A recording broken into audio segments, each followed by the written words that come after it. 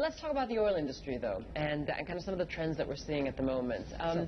Where are we going in 2014 for the price of oil? Well, we're in a situation right now where the volatility in the oil price has actually decreased dramatically.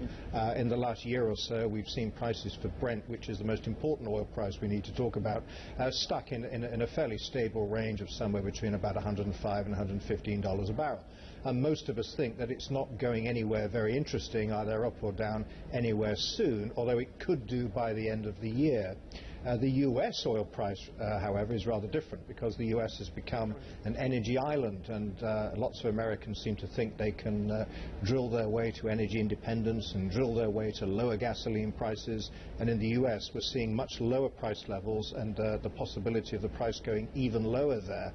So we have a bit of a disconnect between the global market indicator, which is Brent, and the U.S. price represented by WTI. You say they seem to think in the U.S. that they can drill their way to more oil or oil independence. Do you not agree with that? You don't think they can? No, they can't, because as they drill away, whether it be for oil or gas, it gets harder and harder to get more resources out, and it becomes more expensive to achieve it.